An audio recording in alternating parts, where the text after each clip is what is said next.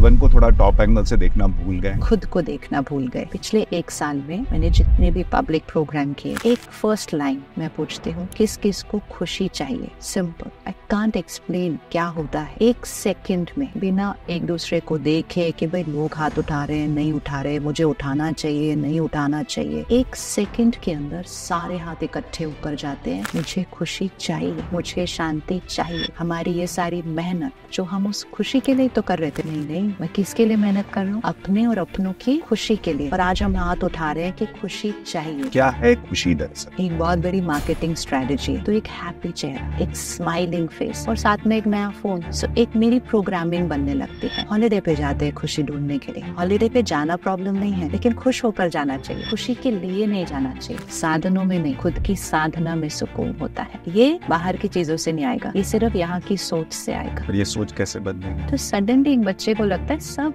कुछ तो मेरे अनुसार चलता है, everything is in my control. और ये करने से हमने उसका प्रेशर तो घटा दिया लाइफ का, लेकिन उसका जो डिनोमिनेटर है रेजिलियंस, उससे फास्ट घटता गया। आजकल हमें डॉक्टर्स बताते हैं 18 साल का बच्चा, 20 साल का बच्चा कार्डियक इशू, एंजियोप्लास्टी के लिए आ रहा है। जब आप और मैं स्कूल में थे तो 60, 65, 70 we are the people who have to pause and check. ये सब हमारे सामने हुआ है। I have met one parent जिसके बच्चे ने न जीने का फैसला किया है। I am telling you, every month one parent. पहले तक 1-2 साल में एक पेरेंट मिलता था जिसके बच्चे ने अपनी जीवन, हर महीने एक। It's a wake up call. हम क्या कर रहे? स्ट्रेस होना, लो फील करना, इसको हमने नॉर्मल बोला हुआ था, तो हमें पता ही नहीं चला कि वो डिप्रेशन था। हमने था मूड खराब है, ठीक हो जाएगा। We are losing children. Balance कैसे बनेगा? या तो पेरेंट्स बहुत ज्यादा प्रेशर बना देते हैं कि उसने ये कर लिया, उसने ये कर लिया, तुमने क्यों नहीं किया, या फिर वो वैसे ही जो आप कह रही हैं कि बिल्कुल हाथ में रखा हुआ बच्चे को। इसके बीच का बैलेंस कैसे क्रिएट हो? सबसे पावरफुल संस्कार है गर्भ संस्कार। तो एक हाथ में फोन है, बच्चे को फीड कर रहे हैं, तो वो बच्चे को जो दूध भी मिल रहा है ना, तो जैसा अन्न वैसा मन होता है, तो वो बच्चे को जो दूध भी मिल रहा है ना, वो ये कंटेंट के कंजम्पशन के साथ मिल रहा है। को लगता है मंदिर जाना, पूजा करना, हवन करना, ये सब कूल नहीं है। ये क्या है? ये कौन इसने बनाया? अब सिर्फ भारत में ये जरूरी है कि हम भारत में भारत की संस्कृति को कूल बोलना शुरू कर दें। आत्मा के साथ जो प्रभाव छोड़ता है उसका कितना असर है पिछले जन्मों में जो हमने कर्म किए? आपकी लाइफ वो नहीं है जो आपके साथ हो रहा है। आपकी लाइफ वो है कि जब आपके साथ वो हो रहा है, आप कैसा फील करते हैं और आप उसका कैसा सामना करते हैं। कुछ लोग तो ऐसे देखते हैं, अच्छा आगे बताओ और क्या करना है। ये तो हमारे काम की बात नहीं है। तो लीडरशिप क्वालिटी क्या है?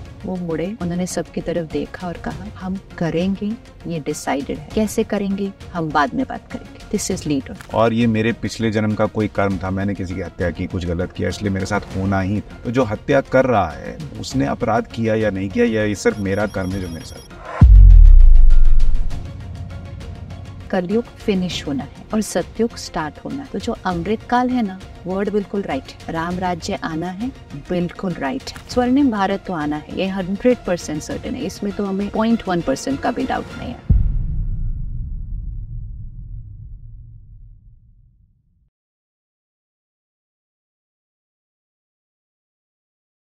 नमस्कार, हमारे इस खास show top angle with Sushant Sinha में आपका बहुत स्वागत है।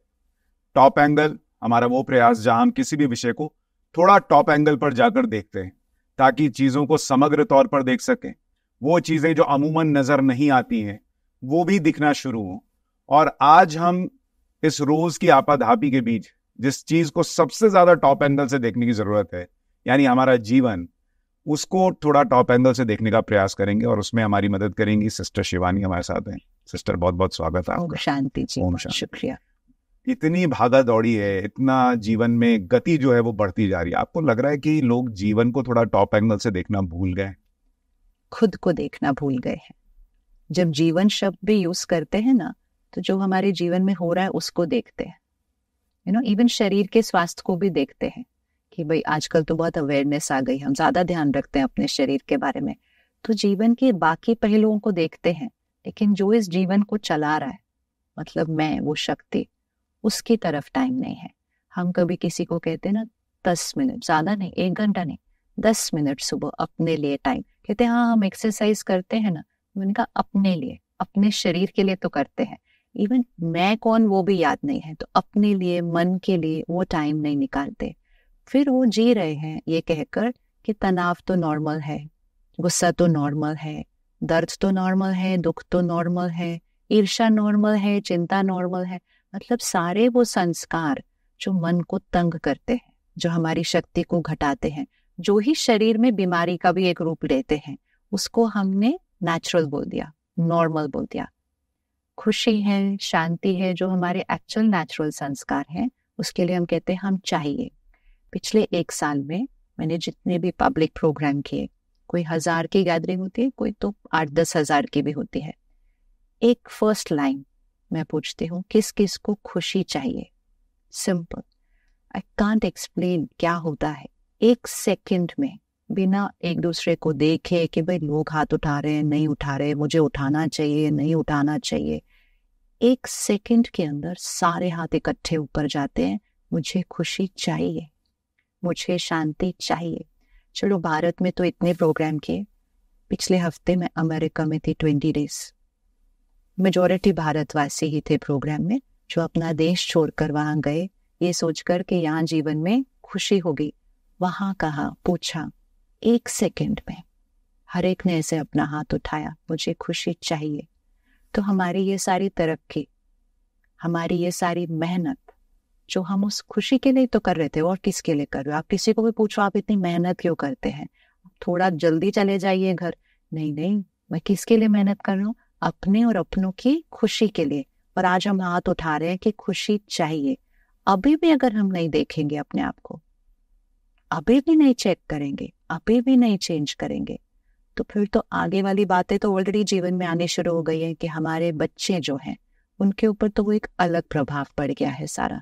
तो टॉप एंगल से खुद को देखने की जरूरत है। बाहर देख लेते हैं यहाँ क्या चल रहा है, वो तो दिखाई नहीं देता ना।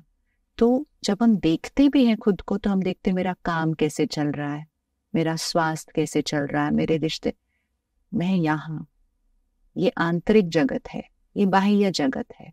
बाह्य जगत दिखाई देता है, लोगों को भी दिखाई देता है। लोग भी आपको आके कहेंगे भाई वजन कम हो गया, क्या बात है, तो हम भी अवेयर हो जाते हैं। कोई कहता वजन बढ़ गया, तो हम अवेयर हो जाते हैं, तो हम कुछ करते हैं। यहाँ क्या चल रहा है, कौन बात करता है इसके बारे में? मुझे लगता है आज कम से कम ये पॉडकास्ट देख के बहुत सारे लोग बात करना शुरू करें, ये हमारा प्रयास है।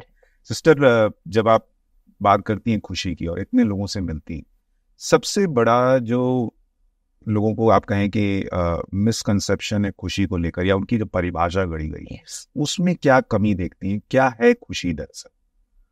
एक बहुत बड़ी मार्केटिंग स्ट्रेटजी है कि हमें ये कन्विंस करा गया कि जब हम ये खरीद लेंगे, जब हम ये खरीद लेंगे, जब हमारे घर ये आ जाएगा, जब हमारा मकान बड़ा बन जाएगा, तब खुशी तो अपने आप ही आ जाएगी।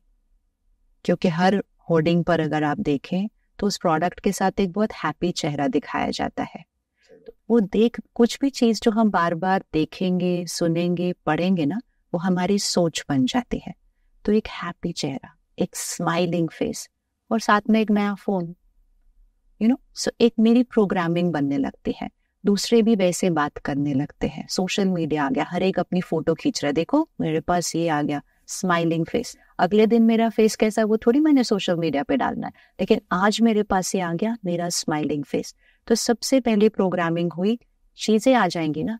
क्योंकि हम अपनी जनरेशन, अगर हम 40-50 साल पहले जाते हैं, हमारे घर में सारी चीजें नहीं थी, तो हमें लगता था जीवन बड़ी मुश्किल है, हमारे पास ये नहीं है, हमारे पास ये नहीं है। हमें पहला साइकिल के लिए भी कितने साल इंतजार करना पड़ा, पहले स्कूटर भी हमें बोला गया 3 साल बाद मिलेगा।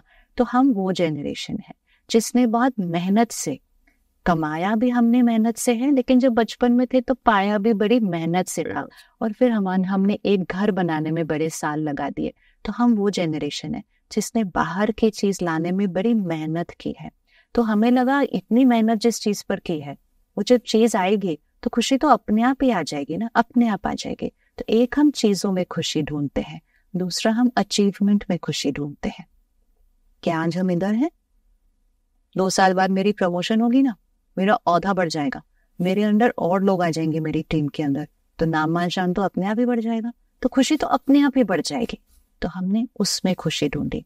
फिर हमने रिश्तों में खुशी ढूंढी कि लोग मेरे साथ कुछ ऐसा व्यवहार करेंगे कि मुझे अपने आप प्यार मिलेगा, सम्मान मिलेगा, खुशी मिलेगी। तो हमारा हाथ ना ऐसे बन गया है, मतलब बुद्धि रूपी हाथ, कि मुझे खुशी मिलेगी, यहाँ से प्यार भी मिलेगा। शांति भी मिलेगी, दूर दूर जाएंगे शांति ढूंढने के लिए, हॉलिडे पे जाते हैं खुशी ढूंढने के लिए। हॉलिडे पे जाना प्रॉब्लम नहीं है, लेकिन खुश होकर जाना चाहिए, खुशी के लिए नहीं जाना चाहिए। थोड़े दिन पहले मैं किसी के घर थी, कहते बोर हो रहे थे, बॉम्बे में थे, कहते बोर हो रहे थे, सोचा लोनावला चलते हैं, उठ के चले गए गाड़ी में। कहते अगले दिन लगा इससे तो घर में ही ठीक थे, फिर 2 दिन बाद घर आ गए, 2 दिन ठीक लगा, फिर कहते बोर हो रहे हैं कहीं चल। इट इज नॉट बाहर क्या हो रहा है, यहाँ हो रहा है। तो हमें लगता है जगह बदल जाएगी तो खुशी आएगी, चीजें आ जाएंगी तो चीजें बहुत इंपॉर्टेंट है। ये सोफे पे हम बैठे हैं, ये बहुत इंपॉर्टेंट है।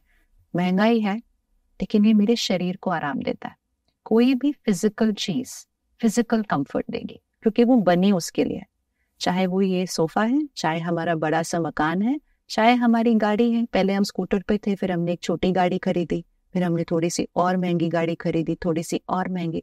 फीचर्स चेंज होते गए गाड़ी के, तो वो फीचर्स के अनुसार हमें कंफर्ट मिलता गया। फिर हमारे पास वो छोटा फोन आया था, फिर हमारे बड़े बड़े बड़े फोन हुए, फीचर्स चेंज हुए, कंफर्ट और मिला, उसमें से और हमें कुछ मिला। वो यहाँ नहीं दे सकता कुछ, वो यहाँ सब कुछ दे सकता है, वो बना उसके लिए है।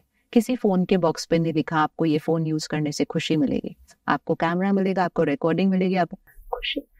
आर मिस्टेक कि हम साधनों में सुकून ढूंढ रहे थे, साधनों में नहीं, खुद की साधना में सुकून होता है। तो ये बाहर की चीजों से नहीं आएगा, ये सिर्फ यहाँ की सोच से आएगा।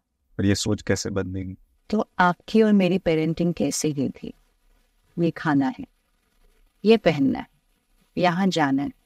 हम कहते थे नहीं मुझको नहीं जाना है, तो वो कहते थे आपसे पूछा नहीं कि आपको जाना है या नहीं जाना, आपको बताया है इतने बजे तैयार हो जाना, जाना है। हम रोते थे, नाराज होते थे, गुस्सा करते थे, लेकिन फिर जाते थे। ये कौन सा संस्कार हमारे अंदर क्रिएट हो रहा था कि जब जीवन में कुछ ऐसा आएगा जो मेरे अनुसार नहीं है, मुझे एडजस्ट करना है, चाहे रोके करना है। लेकिन वो बच्चा कितनी देर रोता है, 2 मिनट नाराज होते उसके बाद। दिस इज रेजिलियंस डिनोमिनेटर, कि हर टाइम चीजें मेरे अनुसार नहीं होने वाली हैं, लोग मेरे अनुसार नहीं होने वाले हैं, परिस्थितियां मेरे अनुसार नहीं होने वाली है, मुझे एडजस्ट करना है। आप एक 3 साल के बच्चे को बोलो आपको ये खाना है, वो कहेगा मुझे नहीं खाना है। बोला पूछा नहीं, ये खाना है और कुछ नहीं मिलेगा, आपको ये खाना है। उस बच्चे के लिए वो खाना ही सिचुएशन है उसकी लाइफ की आज, जो उसको उसकी मर्जी का नहीं मिला, उसको उसके साथ एडजस्ट करना पड़ रहा है। आज के पेरेंट्स पूछते हैं आपको क्या खाना है, जब तक वो बनकर आता है उस बच्चे का तो मूड चेंज हो जाता है। लेकिन आजकल हमारे पास स्टाफ होता है ना खाना बनाने के लिए, तुम कहते कोई बात नहीं, आपको ये नहीं खाना, छोड़ दो, दूसरा आएगा। इससे क्या हुआ, वो बच्चे की क्या प्रोग्रामिंग हुई, what I want I will get, जो मुझे चाहिए वो मुझे मिलता है। फिर वो बच्चे को मॉल में लेके जाते हैं, आपको कौन सी टी शर्ट लेनी है, आपको कौन सी कंपनी, उसको बच्चे को सब पता है आजकल, ब्रांड कौन सा, दुकान कौन सी, चीज भी वो चूज करता है। चूज करने की शक्ति तो आ गई, लेकिन जब लाइफ ने भी मुझे कुछ ऐसा दिया जो मेरी चॉइस का नहीं होगा, उसके साथ एडजस्ट करने की शक्ति नहीं आई। तो मेरे को आदत पड़ गई सब कुछ माय वे। अभी कुछ खरीदना भी है, हमने अगर कुछ हमें मिलना था तो हमें इंतजार कराया जाता था, आपको ना ये दिवाली पर मिलेगा। कहते दिवाली 8 महीना दूर है, तो कोई बात नहीं, 8 महीने इंतजार करो, आपको ये दिवाली पर मिलेगा। वो जो एक इंतजार होता था, फिर जो वो चीज मिलती थी, उस चीज की जो वैल्यू होती थी, ये सब एक संस्कार बन रहे थे। अभी क्या है, क्लिक करो, वो चीज आपके घर में 10 घंटे के अंदर पहुंच जाएगी। अगर नहीं पहुंची तो आपके पास इतनी पावर है कि आप उसके ऑर्डर को भी कैंसिल कर देते हो। तो सडनली एक बच्चे को लगता है सब कुछ तो मेरे अनुसार चलता है, everything is in my control. और ये करने से हमने उसका प्रेशर तो घटा दिया लाइफ का, लेकिन उसका जो डिनोमिनेटर है रेजिलियंस, उससे फास्ट घटता गया। इसीलिए 30 साल पहले हम स्ट्रेस वर्ड नहीं बोल रहे, हमें पता नहीं था क्या स्ट्रेस होता है। वो आई एम डिप्रेस्ड बोलते हैं, आई एम एंग्शियस बोलते हैं। आपके और मेरे स्कूल में कोई काउंसलर नहीं था, कोई साइकोलॉजिस्ट नहीं था। आज हर स्कूल में काउंसलर कंपल्सरी है। अब साइकोलॉजिस्ट, थेरेपिस्ट के पास जाना हम जब कॉलेज में थे, कॉलेज में भी क्या 10 साल पहले भी हम देखेंगे, स्टिग्मा होता था साइकाइट्रिस्ट के पास जाना। हमारे पास जो साइकाइट्रिस्ट यहाँ आते हैं, कहते हैं हमें कोई अपनी शादी वादी में नहीं बुलाता। कहो आपको कोई नहीं बुलाता? कहते नहीं सब डॉक्टरों को बुलाएंगे, हमें नहीं बुलाएंगे क्योंकि सब देखेंगे ना इन्होंने साइकाइट्रिस्ट को बुलाया है। कहते हमें कोई नहीं बुलाता अपने किसी फंक्शन पर। एक डॉक्टर ने कहा मेरे पास जो पेशेंट आते हैं ना, थोड़ी दूर अपनी गाड़ी लगा कर आते हैं, क्योंकि साइकाइट्रिस्ट के पास जाना भी एक स्टिग्मा होता था। आज कॉलेज के स्कूल के बच्चे बोलते हैं I am seeing this therapist, who is your therapist. मतलब उसको हमने बना दिया कि ये तो नॉर्मल चीज है। हमने ये नहीं देखा, मतलब थेरेपिस्ट के पास जाना रॉन्ग नहीं है, वो तो जाना चाहिए अगर हमें प्रॉब्लम है, लेकिन ये प्रॉब्लम क्यों आ रही है इतनी हमें, और वो भी स्टूडेंट लाइफ में। और अब वो डिप्रेस्ड नहीं, अब डिप्रेशन बन गया, मतलब वो तो फिर एक बीमारी बन गई। अब बीमारी स्टूडेंट लाइफ में अगर आ गई तो क्या हम आगे के जीवन के चैलेंजेस फेस करने की हमारे पास क्षमता है? नहीं। तो ये जो स्थिति है ना, ये एक लॉ है स्पिरिचुअल, संकल्प से सृष्टि बनती है, संकल्प से सृष्टि बनती है। मेरी सृष्टि तो मेरा मानसिक स्वास्थ्य मेरे संकल्पों से बनेगा, वही वाइब्रेशंस मेरे शरीर पर जाएंगे, मेरा शारीरिक स्वास्थ्य पर मेरे मन की स्थिति का असर पड़ेगा, वही वाइब्रेशन मेरी सोच मेरे व्यवहार में आएगी। मेरे रिश्ते मेरे सोच से बनते हैं, मेरा काम यहाँ से होता है, तो मेरा प्रोफेशनल लाइफ भी मेरी सोच से बनता है। वातावरण, एनवायरनमेंट जो इतना बड़ा क्राइसिस है, भी हमारी वाइब्रेशंस का पर्यावरण पर असर पड़ता है। हम असंतुष्ट होते हैं तो खरीदते ही जाते हैं, खरीदते, बोर हो रहे हैं और नए कपड़े ले लो, बोर हो रहे हैं और जूता ले लो, कंज्यूमिंग फ्रॉम द प्लैनेट। ये सब का असर यहाँ से है। तो ये संकल्प पर ध्यान नहीं रखा, मेंटल हेल्थ इशू बढ़ रहे हैं, बहुत फास्ट बढ़ रहे हैं। फिजिकल हेल्थ इशू आजकल हमें डॉक्टर्स बताते हैं 18 साल का बच्चा, 20 साल का बच्चा कार्डियक इशू, एंजियोप्लास्टी के लिए आ रहा है। जब आप और मैं स्कूल में थे तो 60, 65, 70। So we are the people who have to pause and check. ये सब हमारे सामने हुआ है, हमारे सामने, हमारे पेरेंट्स के सामने नहीं हुआ, हमारे बच्चों के सामने नहीं हुआ। उनके लिए तो ये नॉर्मल हो गया है, बीमारियां नॉर्मल, डिप्रेशन, ये सब हमारे सामने हुआ है। तो we are the only generation जो इसकी जर्नी को देखती है और इसको चेंज कर सकती है। वो हम इस साल के अंदर एवरी मंथ, हर महीने, I have met one parent जिसके बच्चे ने न जीने का फैसला किया है। I am telling you, every month one parent. पहले तक साल 2 साल में एक पेरेंट मिलता था जिसके बच्चे ने अपनी जीवन, हर महीने एक। It's a wake up call. हम क्या कर रहे हैं, what are we doing? And सब लाइफ में परफेक्ट था। पता है कैसे बताते हैं? कहते मेरा बच्चा आया स्कूल से, बैग रख दिया, टेरेस पे गया और जंप कर दिया। वो माता पिता कैसे जिएंगे? वो क्या सोच के वैसे ही बच्चे को खोना मतलब कितना दर्द है। लेकिन जब ऐसे होता है तो उंगली अपने ऊपर ही उठाते रहते हैं, हमें पता नहीं चला क्या हो रहा था, और खुद तो उंगली उठाते हैं, फिर आसपास के लोग भी उन्हीं पर उंगली उठाते हैं। देखने का नजरिया लोगों का बदल जाता है। लेकिन ये सब क्यों हो रहा है? Depression. Actually it is not suicide, it is depression. लेकिन डिप्रेशन में सुसाइडल थॉट्स आती है, किसी को पता ही नहीं चला डिप्रेशन है। क्यों नहीं पता चला? क्योंकि उदास होना, स्ट्रेस होना, लो फील करना, इसको हमने नॉर्मल बोला हुआ था, तो हमें पता ही नहीं चला कि वो डिप्रेशन था। हमने कहा मूड खराब है, ठीक हो जाएगा। We are losing children, we are losing people. इस हफ्ते में 3 तो मैंने न्यूज में पढ़ा। वर्क प्रेशर, गए जंप कर दिया। कौन सा वर्क प्रेशर? वर्क पहले भी होता था, वर्क अभी भी होता है। प्रेशर्स नहीं बढ़ रहे हैं, डिनोमिनेटर, रेजिलियंस घट रहा है। So it's a wake up call. नहीं तो खुशी तो बहुत दूर की बात है, हम बीमारियों के साथ जीना शुरू करेंगे। उनसे डील करने की हमारी क्षमता जो है वो आंतरिक शक्ति कम। अभी मैं थोड़ा सा पेरेंटिंग पे और बात करना चाहूँगा सिस्टर, क्योंकि बड़ा इम्पोर्टेंट विषय है। जब हम बात करते हैं कि लोगों की या बच्चों की क्षमता कम हो रही है, रेजिलियंस कम हो रहा है, पेरेंट्स जो है वो हर चीज़ ऐसे प्लेट में एक तरह से सजा के दे रहे हैं, तो इसका बैलेंस कैसे बनेगा? या तो पेरेंट्स बहुत ज़्यादा प्रेशर बना देते हैं कि उसने ये कर लिया, उसने ये कर लिया, तुमने क्यों नहीं किया, या फिर वो वैसे ही जो आप कह रही हैं कि बिल्कुल हाथ में रखा हुआ है बच्चे को। इसके बीच का बैलेंस कैसे क्रिएट होगा? सबसे पहले पेरेंट की अपनी मनोस्थिति, वाइब्रेशन घर का हम बनाते हैं। आज सुबह जो हमने स्टडी किया, जब सेंटर पे रोज स्टडी करते हैं, उसमें 3 शब्द थे, वृत्ति, वाइब्रेशन, वायुमंडल, एनवायरनमेंट। हमारे घर का वायुमंडल वो हवा है जिसके अंदर वो बच्चा पैदा होता है और वो बच्चा बड़ा होता है। संस्कार का असर कब से पड़ता है? गर्भ से। सबसे पावरफुल संस्कार है गर्भ संस्कार, राइट? हम सबको अभिमन्यु की कहानी पता है। गर्भ में सुना, जब वो 14-15 साल का था उसको पता था चक्रव्यूह के अंदर कैसे जाना है।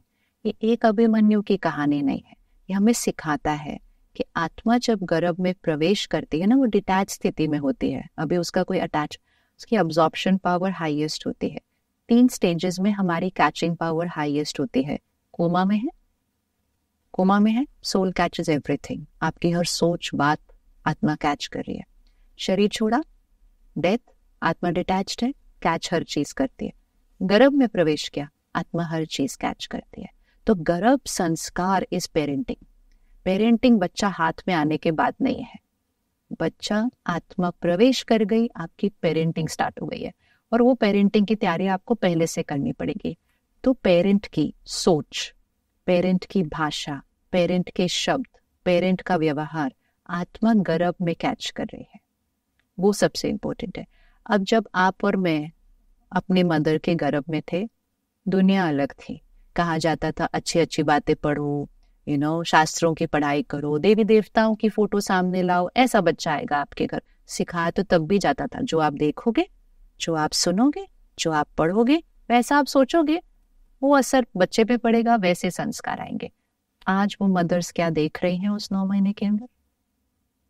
उनके हाथ में फोन है सारा दिन, हाँ, रील्स देख रही, OTT प्लेटफॉर्म से, मतलब कंटेंट, सब कंटेंट। एंड कितना ज्यादा कंटेंट, किस तरह का कंटेंट और कितना ज्यादा कंटेंट। तो एंजाइटी, वायलेंस, हाइपर एक्टिविटी, ये तो गर्भ में मिल रही है, गर्भ में, क्योंकि कांस्टेंट कंजम्पशन है, कांस्टेंट कंजम्पशन है। हम भी मूवी देखते थे कुछ महीने में एक बार, जब स्कूल में थे, पास हो गए, अच्छा अभी आपको मूवी मिलेगी। आज बच्चा, बट वो बच्चा गर्भ से देखना शुरू किया है, इसलिए दे आर गेटिंग एडिक्टेड। हम कह रहे हैं बच्चों को क्यों एडिक्शन हो रही है गैजेट की? बिकॉज जो भी चीज गर्भ से होगी ना, तो हम एक प्रोजेक्ट चलाते हैं जिसको गर्भ संस्कार, दिव्य गर्भ संस्कार। तो हम उन 9 मंथ्स में बहुत काम करते हैं पेरेंट्स के ऊपर जो आना चाहते हैं, कि वो 9 महीने में आप क्या सुनेंगे, पढ़ेंगे, देखेंगे, खाएंगे, पिएंगे। आप मेडिटेशन करना है उस 9 महीने में करेंगे, योगा करना है उस 9 महीने में करेंगे, जल्दी सोएंगे, जल्दी उठेंगे, ये संस्कार डल रहे हैं। आप घर का खाना खाएंगे, सात्विक खाना खाएंगे, उस 9 महीने में करेंगे। आपकी भाषा, आप आपस में झगड़ा नहीं करेंगे, फटाफट से उसको समेटेंगे, ध्यान रखेंगे, वो आत्मा कैच कर। जिन्होंने 9 महीने की ये इन्वेस्टमेंट की है, मैजिकल रिजल्ट, क्योंकि गर्भ संस्कार एक बहुत पावरफुल संस्कार है। तो हम कह रहे हैं ना, ये छोटे बच्चे हाइपर एक्टिव क्यों है? एक, क्योंकि उनको गर्भ में मिला वो सब। आज बहुत सारी मदर्स हैं जब फीड भी कर रही हैं बच्चे को, तो क्या करेंगे बैठे बैठे? तो आदत नहीं है ना ऐसे खाली बैठने की, तो एक हाथ में फोन है, बच्चे को फीड कर रहे हैं। तो वो बच्चे को जो दूध भी मिल रहा है ना, तो जैसा अन्न वैसा मन होता है, तो वो बच्चे को जो दूध भी मिल रहा है ना, वो ये कंटेंट के कंजम्पशन के साथ मिल रहा है। लिटरली बच्चों की गलती नहीं है, उनकी वजह से आजकल ऑटिज्म के केसेस भी बढ़ रहे हैं। क्योंकि हमारे जमाने में, मुझे ध्यान नहीं कि हमने इतने ऑटिज्म के केसेस देखे। आपको ध्यान है? हमें तो तब वर्ड भी नहीं पता था जब हम छोटे थे, हमें नहीं मालूम था। तो ये गर्भ संस्कार का ADHD बढ़ रहा है, हाइपर एक्टिविटी बढ़ रहा है, क्योंकि उस 9 महीने में पेरेंट्स हाइपर है। और सिर्फ मदर पे नहीं इसका उंगली रखनी है, मदर का इन्फ्लुएंस सबसे ज्यादा होता है, क्योंकि उस शरीर के अंदर 2 मन है उस टाइम, 2 आत्मा है। लेकिन फादर बिहेवियर कैसा है? जिस घर में पेरेंटल कॉन्फ्लिक्ट चल रहा है, तो वो बच्चा तो उसी टाइम से उसको कैच कर रहा है। एक और चीज भी है, कई बार ना हमारे बातों में, चाहे ऐसे ही लाइटली, हम जेंडर प्रेफरेंस की बात करते हैं, नहीं पहला बेटा है, अभी बेटी चाहिए, ऐसे बात करते जाएंगे, हमें लगेगा ये तो नॉर्मल बात है, नाम भी सोचने लग जाते हैं, ये नाम रखेंगे, ये करेंगे। अगर अंदर एक लड़का है और हम कह रहे हैं लड़की चाहिए, तो हम रिजेक्शन का सीड वहीं डाल रहे हैं। ये अनवांटेड है, क्योंकि मुझे तो लड़की चाहिए। ये इतना हम देखते हैं सारा दिन, तो फिर हम इमीडिएटली उस मदर को पूछते हैं आपके क्या थॉट थे, जब उसी टाइम सामने सामने आंसर आता है। कल ही मैं एक बहन से यही आई थी ऊपर, तो ऐसी बात कर रही थी कि मेरी बेटी ये करती है ये करती है, कहती है लेकिन उसको ना लड़के जैसे कपड़े पहनने की आदत है, अगर मैं उसको कभी बोल दूं ना तो लड़की है तो उसको बुरा लग जाता है। मैं कहा अच्छा, फिर मैंने ऐसे ही पूछा कि जब वो गर्भ में थी आपको लड़का चाहिए था क्या? कहती है क्यों ऐसा? मैं कहा जस्ट थोड़ा सा याद करूं क्योंकि अभी तो वो बच्चा बड़ा हो गया। तो शी सेड मैं ना उस समय अपने 2 साल के नेफ्यू के साथ थी, तो मैं हर बार वो लड़के को ही देखती रहती थी, तो मुझे विजुअलाइज होता था कि मेरा भी ऐसा बेटा होगा। कहती और जब जस्ट डिलीवरी हो रही थी तो मैं 100% सर्टेन थी कि लड़का ही होने वाला है। आप समझ उस बच्चे को क्या मिला इतने महीने, अंदर लड़की है, पर हम कोई ऐसा बायस नहीं है, लेकिन हमें लग रहा है कि लड़का होगा, तो वो बच्चा अब लड़का बनना चाहता है। मतलब ऐसे नहीं कि उसने कुछ किया, बट कपड़े में मैनरिज्म, ओनली बिकॉज वो गर्भ में थॉट आई। तो गर्भ की पावर तो इतनी है कि हम बोलते हैं अगर किसी ने गर्भ में ध्यान रख लिया ना, फिर उसको बाद में जीवन में ज्यादा मेहनत नहीं करनी पड़ेगी उस बच्चे के साथ। 1000 डेज फिजिकल के लिए भी बोलते हैं वो फर्स्ट 1000 डेज, इमोशनल के लिए भी वो फर्स्ट 1000 डेज बहुत इंपॉर्टेंट है। तो गर्भ में ध्यान रखा जाए, मेन घर के वायुमंडल में ध्यान रखा जाए। पेरेंट्स अगर उस टाइम से मेडिटेशन शुरू करें, उस टाइम से अच्छा कुछ सुने पढ़े, योगा करें जल्दी, वो लाइफस्टाइल के संस्कार वहीं से डलने आ जाएंगे। फिर ऑफ कोर्स बच्चा आपके सामने आ गया, अब तो प्रभाव और भी पड़ने वाला है। आपकी लाइफस्टाइल कैसी है, आपकी लाइफस्टाइल कैसी है, आपका खाना पीना कैसा है, आपकी भाषा कैसी, आपके शब्द कैसे हैं, आप कितना प्योर प्रेशर का हिस्सा है, क्या आपके ऊपर सारा दिन ही होता है लोग क्या सोच रहे हैं, लोग क्या कर रहे हो, वो संस्कार जा रहे हैं। संस्कार उस एज से जाते हैं, बाद में तो सिर्फ बच्चे के अंदर दिखाई देते हैं। वाइब्रेशन संस्कार है। हम कहते हैं, कई बार हमें कपल्स कहते हैं हम उनके सामने नहीं लड़ते, बिकॉज सामने लड़ने की जरूरत नहीं है। आप लड़ते हैं इतना, वो आपकी एनर्जी फील्ड के अंदर है। कल ये जो प्रिंसिपल ने मुझे बताया कि 5 साल के बच्चे को ओसीडी है, कहते हाँ ऐसे, कहती वो स्कूल में नहीं करती है, वो घर में जैसे ही जाती है वो चेंज हो जाती है। तो उसका सिंपल रीजन है, घर में उसको अटेंशन नहीं मिल रहा है, घर का वातावरण ठीक नहीं है, अपना ही कॉन्फ्लिक्ट बहुत ज्यादा चल रहा है। तो बच्चा सिर्फ पेरेंट की अटेंशन के लिए कुछ ऐसे मैनरिज्म्स अपने आप आ जाते हैं। तो हमें बच्चों को कुछ नहीं करना है, लेकिन अगर पेरेंट्स अपनी लाइफस्टाइल को चेंज करें। दूसरा चीज पेरेंट को क्या करना है, वर्क बहुत इंपॉर्टेंट है, लेकिन वर्क लाइफ नहीं है। कुछ ये 30 साल की ये हमारी गलती है, क्योंकि खिलौने सारे आ गए ना। हमारे पेरेंट्स में से, हमारे केस में जनरली एक पेरेंट काम करते थे तब मेजॉरिटी, लेकिन वो भी शाम को घर आ जाते थे, और घर आने के बाद उनके पास काम के बारे में करने का कोई तरीका नहीं था। तो लिटरली शाम के 6-7 बजे के बाद हर एक घर होता था। अब हम टेक्नोलॉजी बंद नहीं कर सकते, लेकिन हम लाइफस्टाइल में ये चेंज लेकर आए कि वंस हो देन हो। एक टाइम रखें कि 8 बजे के बाद डिस्कनेक्ट, कोई काम नहीं करना, क्योंकि यहाँ पे काम चलता रहता है। इवन अगर आपने एक ईमेल देख ली फिर इसको रख दिया ना, मैं अपने बच्चे के साथ बैठा, एक तो ना बड़ा कॉन्शियस टाइम निकालना पड़ता है ऐसे कि अभी हम उस तरह से बैठते हैं तो जैसे कि किसी और के साथ अपॉइंटमेंट लेके बैठे, लेकिन एक ईमेल पढ़ ली, आप बैठे साथ में, लेकिन आपके माइंड पे वो काम चल रहा है, तो आपकी वाइब्रेशन कौन सी जाएगी बच्चे को। इस वाइब्रेशन, पेरेंटिंग में ये नहीं है कि आपको 10 घंटे बच्चे के साथ बैठना है, पेरेंटिंग है कि आपकी वाइब्रेशन कौन सी बच्चे को मिल रही है। तो डिस्कनेक्ट कीजिए, लेकिन हमने कहा हमने अगर डिस्कनेक्ट कर लिया तो कोई और मेरे से आगे निकल जाएगा। इस होड़ में हम बड़े पीछे रह गए, बड़े पीछे रह गए। हम आधी रात को भी काम करते हैं, हम नींद आधी रात को खुल जाती है तो भी फोन देख लेते हैं कि कोई मेल आई, मैसेज आया। गहरी नींद आएगी नहीं, गहरी नींद आएगी नहीं, सुबह चिड़चिड़ापन आ जाएगा, रिएक्शन बच्चे के ऊपर आ जाएगा, वाइफ के ऊपर आ जाएगा, बच्चा कैच कर लेगा vibration. It is parent lifestyle. अगर सिर्फ अपने लाइफस्टाइल को थोड़ा सा स्ट्रीम कर ले, शाम को आ गई डिस्कनेक्ट, ये मेरा टाइम है, कल सुबह काम पे करेंगे, कर दो। और अगर टीम के लीडर हो तो सबको ये सौगात दे दो, बड़ी दुआएं कमाएंगे, बड़े घर ठीक हो जाएंगे। अगर हम ऐसा नहीं करेंगे तो हर एक जिसको हम घर भेज रहे हैं वो किसी का पेरेंट है, हर एक जिसको हम अपनी टीम से घर भेज रहे हैं वो किसी का पेरेंट है। तो वो पेरेंट अगर घर खुश नहीं जाएगा, अपने घर क्वालिटी टाइम स्पेंड नहीं करेगा, वो कल अगले दिन खुश वापस नहीं आएगा ऑफिस, ये भी पक्का है, क्योंकि घर पे कुछ ना कुछ झगड़ा हो जाता है इसी बात पर, क्योंकि अब दोनों पेरेंट्स भी वर्क कर रहे हैं ना, तो और भी थोड़ा सा चैलेंजिंग होता है।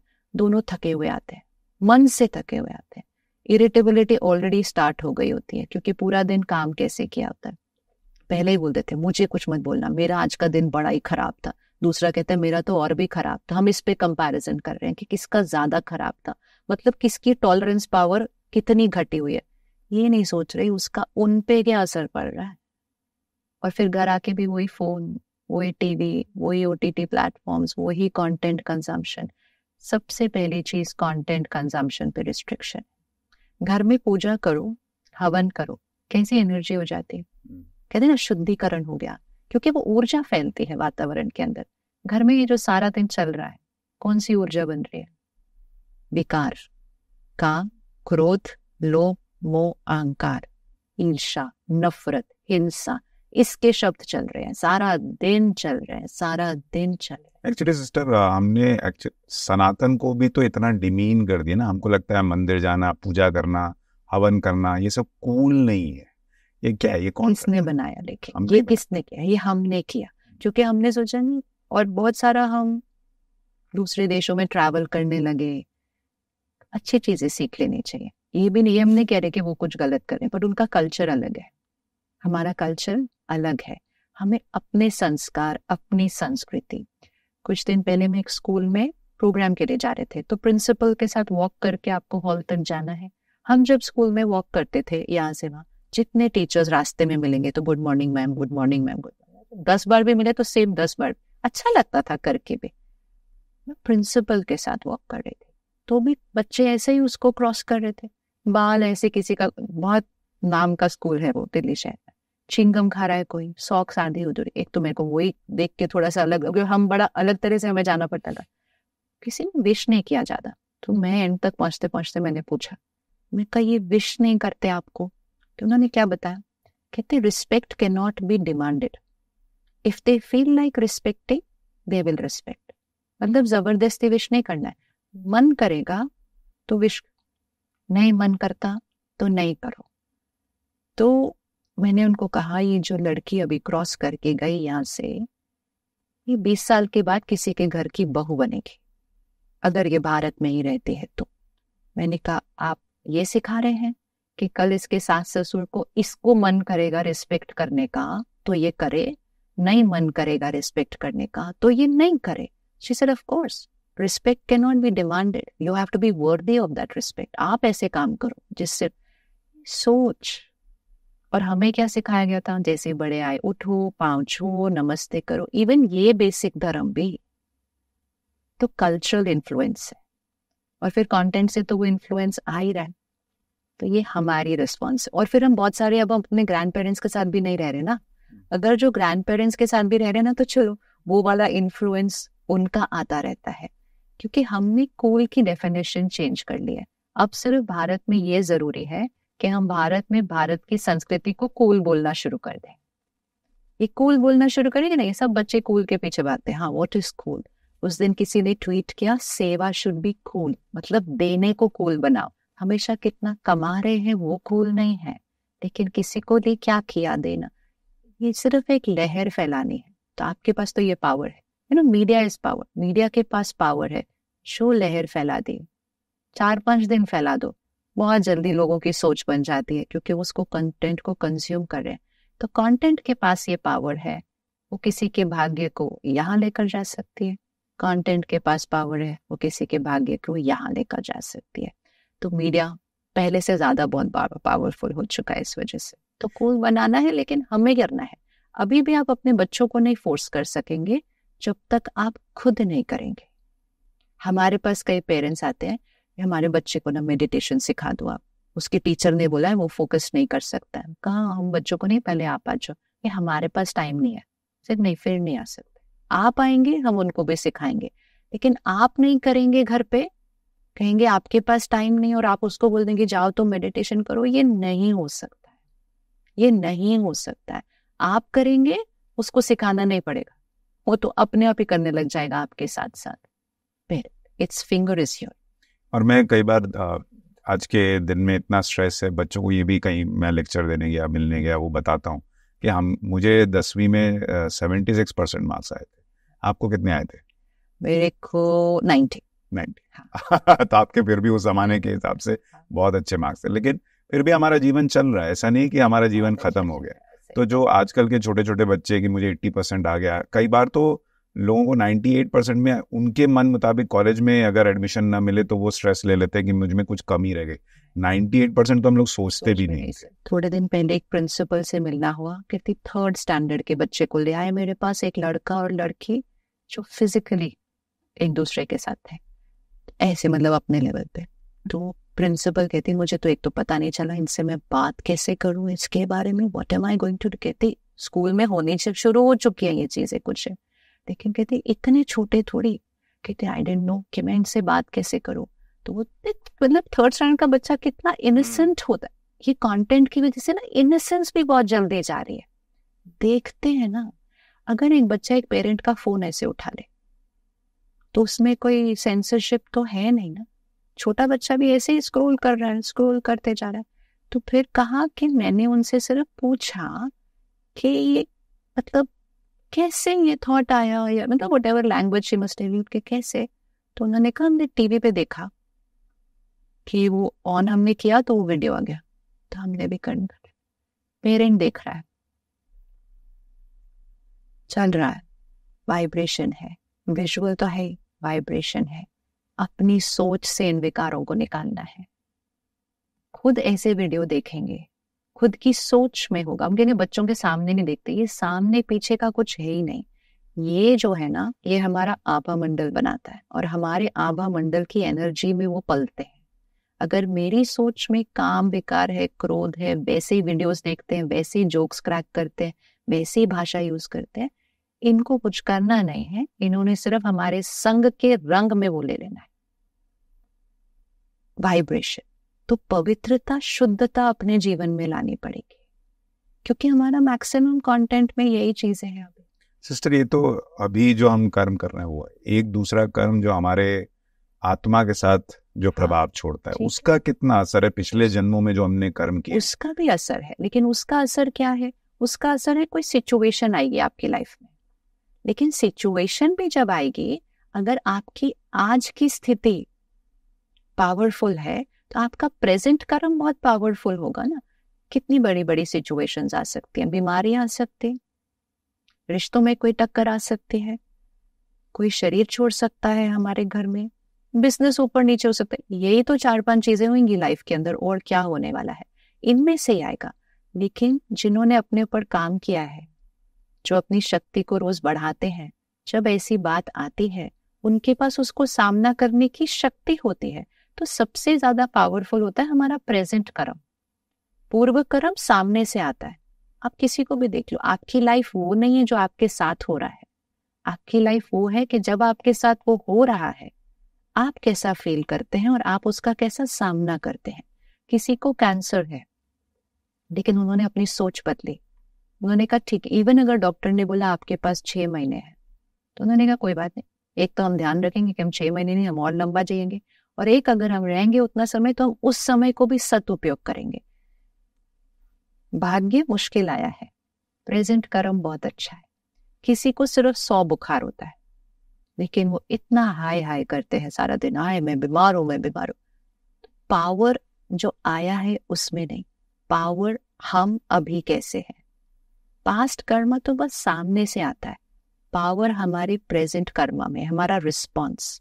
लेकिन उसमें भी अगर जब हम गलती कर देते हैं ना, फिर नेगेटिव सोच रहे हैं, फिर वो कार्मिक अकाउंट उलझ जाता है।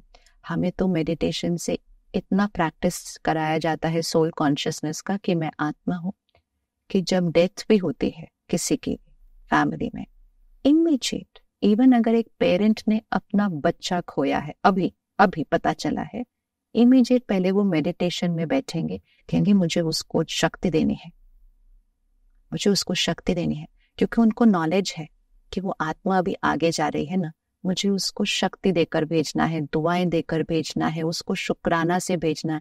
मेरा क्या होगा वो नहीं सोचना है, उसको क्या देना है वो सोचना है। It's only a study, it's only a study. मतलब लाइफ की टफेस्ट सीन में भी ये रेजिलियंस काम करते हैं, बिल्कुल स्थिर रहते हैं। बच्चे को या कोई भी फैमिली मेंबर हमेशा मिस करेंगे, लेकिन दर्द के साथ नहीं मिस करेंगे, क्योंकि उनको पता है वो दर्द उधर जाता है। गर्भ में जिस परिवार को हम पीछे छोड़कर आए ना, उनकी मनोस्थिति बहुत असर करती है, क्योंकि वो वहां से बोलते हैं तुम वापस आ जाओ, तुम क्यों चले गए, हम तुम्हारे बिना कैसे जिएंगे, हम तो अब जी नहीं सकते, ये घर तुम्हारे बिना चलेगा कैसे। आप सिर्फ एक सोचो, आप एक दिन के लिए यहाँ आए हैं, आपको हर थोड़ी देर बाद आपकी वाइफ फोन करे, आप कैसे चले गए, वापिस आओ, आपके बिना तो घर में सब कुछ ही ऊपर नीचे हो रहा है, क्या आप यहाँ बैठ पाएंगे आराम से? नहीं, आपका मन पूरा डिस्टर्ब्ड होगा। हम तो उनको बोल रहे हैं जो वापस भी नहीं आ सकते हैं। तो कितना अपहीवल होता है उधर। अपने नहीं सोचना होता है, उनका सोचना होता है।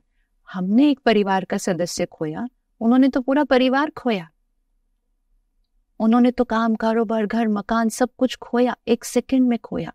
तो हमारे लिए डेथ बहुत डिफिकल्ट है, लेकिन जो शरीर छोड़ता है ना, उसके लिए वो सबसे डिफिकल्ट होती है। तो उनके लिए हम पूजा करते हैं ना, इसलिए तो हम पूजा करते हैं। लेकिन हम क्या कहते हैं, हम कहते हैं पंडित जी शांति देंगे। हम क्या कर रहे हैं, वो आत्मा का पंडित जी से कोई कनेक्शन नहीं है, इतना उसका रिश्ता पंडित जी से नहीं है। पंडित जी सिर्फ घर में शुद्धिकरण करने के लिए पूजा करते हैं, विच इज वेरी इंपॉर्टेंट। लेकिन वो इसलिए करते हैं ताकि घर वालों की मन की स्थिति को शक्ति मिले, और फिर वो आत्मा जो आगे जा रही है उसको वो शांति के वाइब्रेशन दे। लेकिन पूजा पूरी हो गई, हम फिर वही अपहीवल। अभी हम रेजिलियंस लो का मैं आपको बताऊं एग्जाम्पल। पहले भी घर में कोई शरीर छोड़ते ही थे, अभी भी छोड़ते हैं। पहले लोग 2-3 महीने के अंदर थोड़ा सा सेटल हो जाते थे, है ना, सेटल हो गए, but it's fact and move on. आपको आगे अब अपने जीवन जीने हैं। अब हम मिलते हैं लोगों से, 1 साल हो गया, 2 साल हो गया, वो बात करते ही ऐसे रोने लगता है, ऐसा लगता है अभी हुआ था पिछले हफ्ते। मतलब ग्रीफ भी सेटल नहीं हो रहा है। ग्रीफ का भी नहीं पीरियड होता है। अगर ग्रीफ ज्यादा टाइम सेटल नहीं होगा, फिर वो और प्रॉब्लम्स लाता है, वो डिप्रेशन का भी रूप ले लेता है। 2-3 महीने 4 महीने जस्ट सेटल। लेकिन रेजिलियंस कम हो रही है, तो वो बिल्कुल अभी भी उसी मनोस्थिति में है जैसे वो 2 साल पहले थे जब वो गए। ये है रेजिलियंस लो के साइंस। लेकिन अगर थोड़ा सा कोई अपने लिए आधा घंटा निकाले ना, हम कहते हैं स्पिरिचुअलिटी हमारे लिए नहीं है, हमें समझ नहीं आ रहा स्पिरिचुअलिटी है क्या। Spirituality is mind fitness, that's all spirituality is, mind fitness. सही सोचने का तरीका, सही कर्म करने का तरीका, रोज थोड़ा सा आधा घंटा समय उसके लिए निकालो। आप जीवन की बड़े से बड़ी परिस्थिति में स्थिर रहेंगे। मुश्किलें तो आएंगी, वो तो मेरे पास्ट कर्मों का परिणाम है, लेकिन अभी वो आपने फिटनेस बढ़ा लिया अपना थोड़ा सा, तो उसका सामना करने का तरीका हम ये भी देखते हैं। जिस घर के पेरेंट, एक पेरेंट भी अगर स्टार्ट करता ना अपने जर्नी के, रोज सुबह थोड़ा मेडिटेशन कर रहे हैं, रोज सुबह ज्ञान स्टडी कर रहे हैं, अंदर बच्चे बदलने लगते हैं। बच्चों को चेंज करना इज इजीएस्ट, बस एक पेरेंट चेंज हो जाए। सही बात। और मुझे तो लगता है जब मैं आज आपको सुबह कार्यक्रम में सुन रहा था, तो बहुत सारी बातें सुन के मुझे ऐसा लगा कि हर स्कूल में जो ब्रह्म कुमारीज में सिखाया जा रहा है, बताया जा रहा है, वो बचपन से ही अगर आप बच्चों को तैयार कर देंगे कि जीवन को ऐसे देखना है, खुद को ऐसे देखना है, तो अभी क्या है कि बाल्टी भर गई है, अब हम उसका पानी क्लीन कर रहे हैं। अगर हमने क्लीन पानी ही भरना शुरू किया तो फिर दिक्कत नहीं आएगी। तो ये मुझे लगता है कि इस देश के एजुकेशन सिस्टम का पार्ट होना चाहिए। सरकारों को भी सोचना चाहिए कि हम सिर्फ देश की प्रगति की बात कर रहे हैं, जीडीपी की बात कर रहे हैं, ग्रोथ रेट की बात कर रहे हैं, मेंटल हेल्थ की बात करना बहुत ज़रूरी है। और उसके लिए हम क्या कर रहे हैं, क्या समाज बना रहे हैं, वो बड़ा ज़रूरी है। इमोशनल हेल्थ पे वर्क करना है। मेंटल हेल्थ बीमारी हो गई, एक डिप्रेशन, हमें अब वो तो हमें करना ही, मतलब वो तो बहुत इंपॉर्टेंट है, लेकिन हमें ये करना है प्रिवेंशन। जैसे हम करते हैं ना बीमारी का प्रिवेंशन, तो अगर हम मन की स्थिति पर, जब वो बीमारी नहीं बनी, बीमारी बनी तो रखना है ध्यान, हो ना बीमारी, तो उसके लिए अगर हम पहले से ध्यान रखें, क्योंकि जब एक बार बीमारी हो जाती तो सब ध्यान रख रहे हैं, बट वो दवाई ले रहे हैं, दवाई तो लेनी पड़ेगी, लेकिन उसके बाद भी ना मन को ठीक कैसे करें ताकि वो दवाई भी थोड़ी जल्दी से फिर क्या हो जाए, खत्म हो जाए, वो नहीं कर रहे। या तो कई लोग उस डर से दवाई नहीं लेते, वो भी एक और प्रॉब्लम है। दवाई नहीं लेंगे, नहीं नहीं ये दवाई तो बड़ी लंबी चलती है, ये दवाई तो अभी तक हमें उसकी भी नॉलेज नहीं है ठीक से। लेकिन हर स्कूल में, सिर्फ स्कूल में नहीं, हर ऑर्गेनाइजेशन में भी, क्योंकि हर कंपनी है, हर कंपनी से एक पेरेंट घर जा रहा है, हर कंपनी से एक पेरेंट घर जा रहा है। अगर आप पेरेंट को शक्तिशाली बनाने का कुछ भी थोड़ा पुरुषार्थ करते हैं, आप उस बच्चे को शक्तिशाली बना रहे हैं। थोड़े दिन पहले एक कंपनी में थे, 1000 लोग बैठे थे उस हॉल में, उनका लीडर, जो कंपनी का लीडर है, वो आगे बैठे थे। तो हमने कहा 8 बजे के बाद, कम से कम 8 बजे के बाद डिस्कनेक्ट फ्रॉम वर्क, कोई फोन नहीं, कुछ नहीं, अनलेस क्राइसिस है, और क्राइसिस बहुत कम होता है एक्सेप्ट फॉर डॉक्टर्स या कोई जिसका ऐसा रोल है, बाकी नहीं। तो वो 1000 लोग ऐसे ही देख रहे थे कि हाँ, बिकॉज लोग तो ऐसे ही देखते हैं, अच्छा आगे बताओ और क्या करना है, ये तो हमारे काम की बात नहीं है। सो इट्स अ वेरी ऐसा वाला एक्सप्रेशन। वो खड़े हो गए और उन्होंने कहा अच्छा तो ठीक है, हम कर लेंगे ये वाली चीज कि हम 8 बजे के बाद डिस्कनेक्ट कर देंगे। वो इन्वेस्टमेंट कंपनी है इंडिया की, बहुत बड़ी वाली, मोतीलाल ओसवाल जी एक्चुअली, वो बैठे थे सामने। वो सबने बोलना शुरू किया, सर सर ये नहीं हो सकता, इंटरनेशनल मार्केटिंग, वो कंट्री। पता है लीडरशिप क्वालिटी क्या है? वो मुड़े, उन्होंने सबकी तरफ देखा और कहा हम करेंगे, ये डिसाइडेड है, कैसे करेंगे हम बाद में बात करेंगे। This is leader. चाहे ये एक ऑर्गेनाइजेशन का लीडर है, चाहे ये घर का पेरेंट है, वो लीडर है। जो लीडर करता है ना, या जो पेरेंट करता है, रिपल इफेक्ट, क्योंकि लीडर भी एक पेरेंट ही होता है, लीडर भी एक पेरेंट होता है। वो अपनी बड़ी टीम का पेरेंट है, हम 1 या 2 बच्चों की पेरेंट है, लेकिन रिपल इफेक्ट वहीं से आता है हमेशा। तो 2 महीने के बाद उन्होंने बताया 17,000 लोग सर्वर से डिस्कनेक्ट कर दिए जाते हैं 8 बजे के बाद। इवन अगर उनको लॉग इन करना है, वो नहीं कर सकते हैं। ऑफिस में कितने बजे आते हैं वो स्वाइप करते हैं ना, ये लोग जाने के टाइम को स्वाइप करते हैं। कहते 6 बजे का अगर टाइम है तो 5:45 से 6:15 का बफर है, सिर्फ 6:15 के बाद नहीं स्वाइप करना इसके अंदर। You have to be out at 6:15। This is leadership quality. Take care of people, उनका ध्यान रखिए। फिर उनको किसी न्यूज चैनल ने, न्यूज रिपोर्टर ने पूछा आपकी प्रोडक्टिविटी का क्या हुआ, इतना ये सब किया। उन्होंने कहा हमारा तो मार्केट पे डिपेंडेंट होता है, तो हमारे लिए उस तरह से इवैल्यूएट करना पॉसिबल नहीं है। लेकिन मुझे ये बहुत हैप्पीनेस है कि ये घर जा रहे हैं, टाइम स्पेंड कर रहे हैं, इनकी क्वालिटी ऑफ लाइफ अच्छी होगी, मेरे लिए उससे ज्यादा और कुछ नहीं चाहिए। ये कर्मा है, ये भी कर्मा है।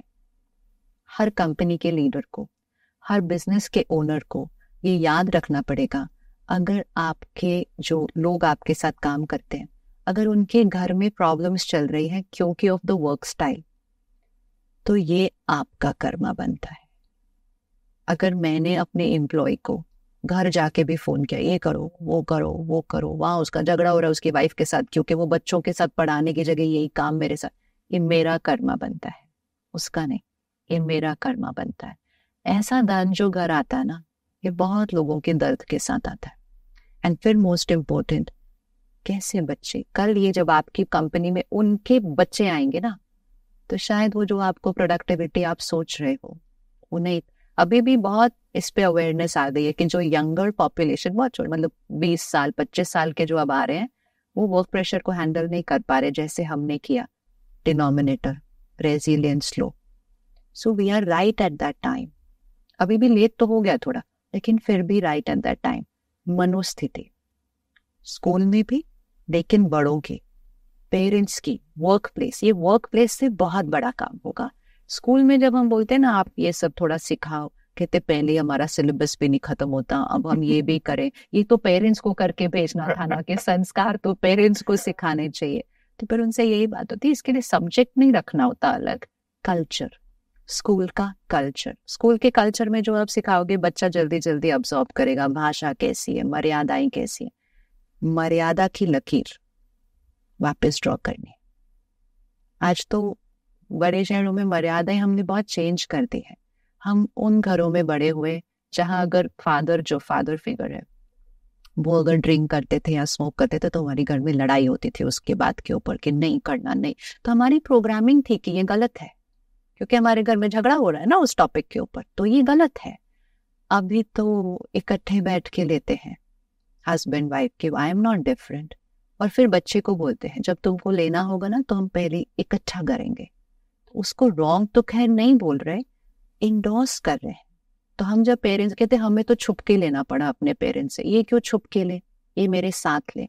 मैंने कहा जब छुप के ले रहे थे तो पता था ना कुछ गलत कर रहे हैं, कुछ तो शर्म बची थी, कुछ तो मर्यादा बची थी कि माँ बाप के सामने ऐसी चीज नहीं की जाती, कुछ तो लिहाज था। अब तो तुम लिहाज भी छोड़ दिया, मर्यादा भी छोड़ दी। तुमने कहा ये तो हम इकट्ठे बैठ के करेंगे, ये मर्यादा है। और फिर अगर मदर भी कर रही है तो बेटी को क्या बोलेगी, और अगर बेटी, बहुत सारी बेटियां ले रही है आज हमारी ये, फिर गर्भ में क्या होगा, फिर गर्भ में क्या होगा, फिर तो वो सब्सटेंस का ट्रेस तो आपकी बॉडी में पहले से ही आ गया इतने सालों से, चाहे वो अल्कोहल है, चाहे वो स्मोकिंग है, चाहे वो उससे भी ज्यादा कुछ चीजें हैं। फिर 9 महीने में जब उनको बोला जाता है ना कि ये आप नहीं ले सकते हो, एक तो पहले वो it's already in your body, it's in your system, लेकिन जब 9 महीने में उनको बोला जाता है कि आप ये नहीं ले सकते हो, तो उनको बहुत क्रेविंग होती है, विड्रॉल सिम्टम होते हैं, उसका उस बच्चे पर क्या असर पड़ेगा। बहुत सारे फैक्टर्स। मुझे लगता है इस तरह से लोग, या इस टॉप एंगल से लोग देख नहीं रहे या सोच नहीं रहे, इसलिए उस तरफ ध्यान भी नहीं जा रहा। और अब इस पॉडकास्ट के बाद कम से कम थोड़ा देखेंगे, जुड़ेंगे इन चीज़ों से। सिस्टर ये भी बताइए कि अभी मैं आपके कार्यक्रम में सुन रहा था, इसलिए मैं चाहता हूँ दर्शकों तक वो बात पहुँचे। आपने साइकिल ऑफ कर्मा की बात की, और आपने बताया कि एक बॉल है और आप उसको जिस गति से फेंकेंगे वैसे आता है। तो कर्मा का इफेक्ट क्या है, ये बॉल वाला एग्जांपल अगर हमारे दर्शकों के लिए आप बता सकें। कर्म मतलब जो हम सोचते हैं, जो हम बोलते हैं, जो हम व्यवहार करते हैं। हमने कर्मा को थॉट लेवल पे नहीं कभी चेक किया, हमने कहा मैंने अच्छे से बात की, मैंने अच्छे से व्यवहार किया, राइट कर्मा। एनर्जी है जो हम क्रिएट कर रहे हैं, तो वो हमारी सोच से पहले स्टार्ट होती है। हम बोलते कम है, काम मतलब व्यवहार कम होता है, सोचते सबसे ज्यादा है। मैं 100 थॉट्स आपके लिए क्रिएट करूंगी तो मैं 3 लाइन बोलूंगी, मतलब इतनी हमारी सोच अंदर चलती है। तो वहां की चेकिंग करनी है, उसके भी पीछे उसका इंटेंशन। तो कहते हैं ना कर्म से पहले कर्म के पीछे का इंटेंशन क्या था, वो कर्म है एक्चुअली। तो इंटेंशन मतलब भाव, भावनाएं, सोच, फिर शब्द, फिर व्यवहार। ये एनर्जी है जो हम क्रिएट करते हैं, तो हमारे से निकलती है। एंड लॉ ऑफ कर्म हमको सिखाता है जो कर्म होगा वैसा परिणाम होगा। तो हमें मेडिटेशन और स्पिरिचुअलिटी सही कर्म करने की रोज शिक्षा देती है। ऐसे नहीं सोचना, ऐसे सोचना, ऐसे नहीं सोचना, ऐसे कहते, पर हम कहते पर उसने ऐसा किया, उसने ऐसा किया ना, आपको ऐसे सोचना है। उसने जो किया वो उसका कर्म है, आपका कर्म कैसा हो रहा है। तो आप उसको दुआएं दो, आप उसको चेंज करो, आप उसको पावर भेजो। पहले हम कहते थे नहीं बुरा लगना नॉर्मल है, हमने नहीं सोचा कि बुरा लगना भी कोई गलत कर्म है। तो गलत और सही कर्म, जो कर्म हमारी आत्मा की शक्ति को बढ़ा रहा है वो सही कर्म, जो शक्ति को घटा रहा है वो गलत कर्म। गलत मतलब पाप नहीं है। तो हम कहते मैंने जीवन में कोई गलत कर्म नहीं किया, हम हर रोज कर रहे हैं गलत कर्म जो हमारी शक्ति को घटा रहा है। अगर आप अपने बच्चे के लिए चिंता करेंगे वो भी गलत कर्म है। चिंता मतलब क्या होगा, कैसे होगा, ऐसे हुआ तो कैसे होगा। बैटरी कम हो रही है और सिर्फ आपकी नहीं हो रही, वो वाइब्रेशन उस बच्चे तक जा रहा है। ध्यान रखो, एम्पावर करो, रोज उसके लिए मेडिटेट करो, रोज उसको शक्ति भेजो, शक्ति भेजो। तो कर्म की डेफिनेशन बहुत डीपर है। एनी नेगेटिव इमोशन जो सोल पावर को कम करेगी वो गलत कर्म है। और इसीलिए कोई डिसीजन भी लेना हो, कल मुझे किसी ने पूछा आप डिसीजन कितनी देर में लेते हैं, मैं बोला 1 सेकंड। कहते ऐसे थोड़ी होता है। मैं कहूँ और क्या, क्योंकि ऑप्शंस ही नहीं है हमारे पास, तो फिर इसीलिए डिसीजन लेना बहुत ईजी होता है। ऑप्शंस जब ज्यादा होते हैं, ये भी कर सकते हैं, ये भी कर सकते, तब तो टाइम लगेगा ना डिसीजन। हमारे पास एक ही ऑप्शन है, वो डिसीजन लेना है जिससे शक्ति बढ़ेगी मेरी भी और जो भी उस इन्वॉल्व्ड है उस डिसीजन, मतलब उस सिचुएशन के अंदर। यहाँ जाना है नहीं जाना है, इनसे मिलना है नहीं मिलना है, ये काम करना है नहीं करना है, ये पॉडकास्ट करना है नहीं करना है। इससे अगर शक्ति बढ़ेगी लोगों की तो करनी है, नहीं बढ़ेगी तो नहीं करनी है। आपको अच्छा लगे नहीं लगे, इसलिए मैंने आपको उस दिन फोन किया था कि करना क्या एग्जैक्टली, क्योंकि ये मेरा कर्म बनेगा। दिस इज माई कर्म कि when I am sharing something, किसी एक ने भी सुना, वो उसकी सोच पर असर करेगा तो मेरा कर्म बनेगा। तो बस वो हमारा डिसीजन मेकिंग है। तो वो डिसीजन लेने में इसलिए फिर टाइम नहीं लगता। हर पेरेंट अगर डिसीजन ऐसा ले कि हम जो अपनी लाइफ में डिसीजन ले रहे हैं उससे हमारे बच्चों की मन की शक्ति बढ़ेगी या मन की शक्ति घटेगी, बहुत इजी हो जाएगी लाइफस्टाइल लेना। तो ये कर्म है। तो जो हम एनर्जी क्रिएट करते हैं, इट्स लाइक अ बॉल जो बाहर जा रहा है। लॉ ऑफ कर्मा, वो बॉल वापस आएगा, उसी सेकंड आएगा, कुछ सालों बाद आएगा, कई बार जब हमें शरीर को छोड़ देते हैं उसके बाद भी आता है। इसलिए हम कहते हैं अचानक मेरे साथ ऐसे क्यों हो गया, कल तक सब ठीक था, ये बात आ गई, वो बॉल कोई वापस आया। सबसे पहले रिस्पॉन्सिबिलिटी, किसी और की गलती नहीं है, एंड मोस्ट इम्पोर्टेंट उसने नहीं किया। ये जो हमने एक बिलीफ सिस्टम क्रिएट कर दिया ना कि भगवान की वजह से ये सब हो रहा है, भगवान की मर्जी से ये हो रहा है, भगवान क्यों हमें ये सब देगा? वो प्यार का सागर उसकी महिमा करते हैं, क्षमा का सागर उसकी महिमा करते हैं, विश्व कल्याणकारी उसकी महिमा करते हैं, दुख हरता सुख करता उसकी महिमा करते हैं। उन जीवन में जैसे ही कोई प्रॉब्लम आती है, उसने किया, ये उसकी मर्जी, ये करके ना अपनी रिस्पॉन्सिबिलिटी खत्म हो जाती है। परमात्मा हमें सही कर्म करने का ज्ञान देते हैं, सही कर्म करने की शक्ति भी देते हैं, लेकिन कर्म हमको करना है। Like a parent and child, आप अपने बच्चे को सिखाते जाएंगे, बच्चा ऐसे करो ऐसे करो ऐसे करो, मैं आपके साथ बैठा हूं, आप करो, तो आप शक्ति दे सकते हो, प्यार दे सकते हो, शिक्षा दे सकते हो। बच्चा तो कर्म खुद ही करेगा और फिर परिणाम भी उसके पास ही आएगा।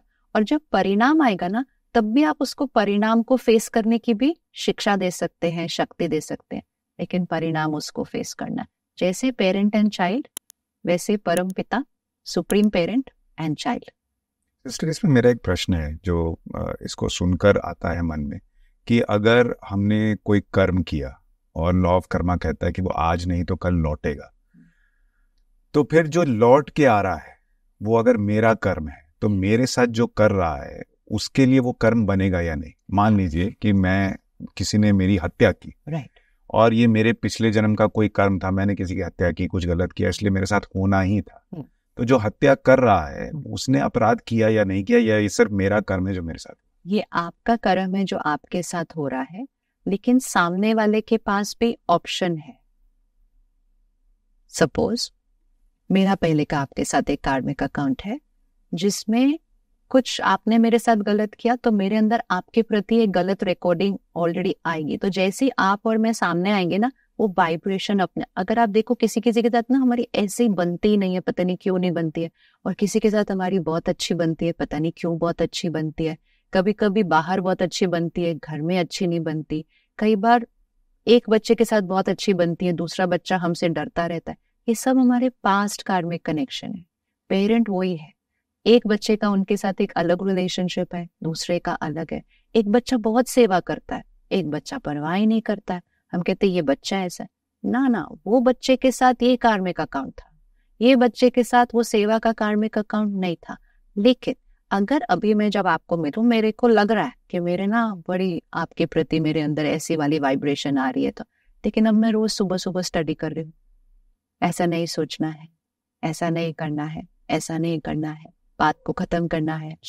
एवरी डे, पता है एवरी डे जो कंटेंट अंदर जाता है ना, तो ऑटोमेटिकली वो मेरे को एनर्जी वो आई है रिलेशनशिप के अंदर, बट आई विल चेंज, वो आई विल चेंज। पर जब मैं चेंज कर रही हूँ ना, तो आपको ये भी याद रखना है कि अगर हम कोई गलत कर्म पहले करके आए हैं, हम बहुत सारे अच्छे कर्म भी करके आए होते हैं, और सिर्फ पहले का नहीं है, आपके इस जीवन। हम बहुत देखते हैं कि बड़ी मुश्किल बातें आती हैं सामने, क्योंकि वो हमारे पास, लेकिन इस जीवन में जो कर्म किए हैं ना, कॉन्शियसली करेक्ट किया है, सेवा की है, मौतों की, मतलब सबकी, तो ना वो बात आती है बट बड़े हल्के में खत्म होने लगती है, बहुत हल्के में खत्म होने लगती है। ऐसे लगता है बहुत बड़ी बात है ये, बट सडनली कोई सोल्यूशन आ जाता है सडनली। तो कर्मों की गति बहुत गोहिया है, मतलब इट इज नॉट एज, ये तो बहुत सिंपल हमें बताना पड़ता है ना, बॉल गई बॉल आई, उतने टाइम में बहुत सारी ऑल बॉल्स भी फेंकी है, वो भी आए। It is not one का one, it is a multiple energy circle that we are in. It's a very कर्मों की गति बहुत गोह्य है, मतलब it is very complicated. तो आपने पास्ट में सिर्फ एक गलत कर्म नहीं किया होता, आपने 1 मिलियन अच्छे कर्म किए होते हैं। और फिर जब आप कॉस्ट्यूम चेंज करके इसमें आ गए, अगर यहाँ आपको एक अलग माहौल मिला, सपोज मैं पिछले जन्म में कोई अलग फैमिली में थी जहाँ it was very different, I was very violent, मैंने किसी के साथ गलत कर दिया, मैं इस कॉस्ट्यूम में आई, मेरा प्रेजेंट वातावरण बिल्कुल डिफरेंट है, बिल्कुल डिफरेंट है, बिल्कुल अलग ही हो गया, सेवा करनी है, ऐसे जीना है ना।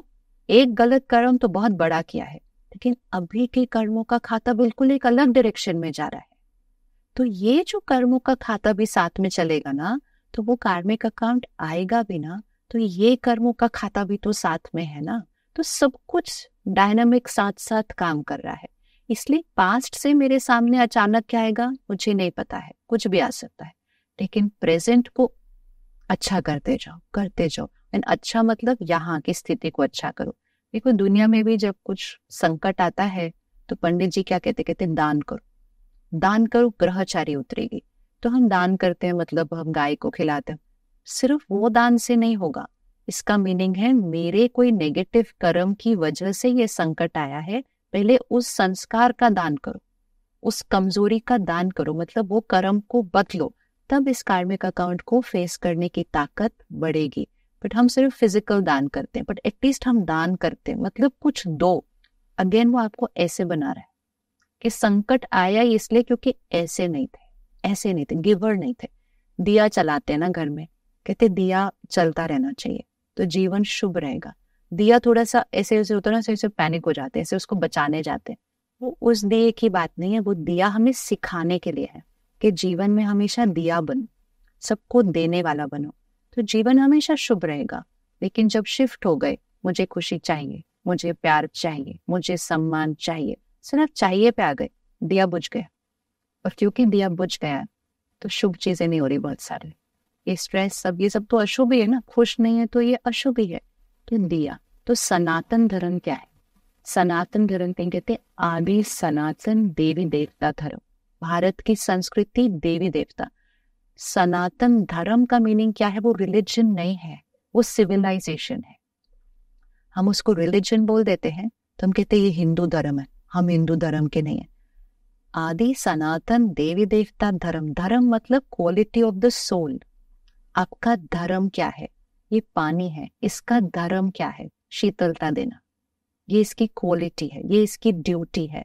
आत्मा का धर्म क्या है?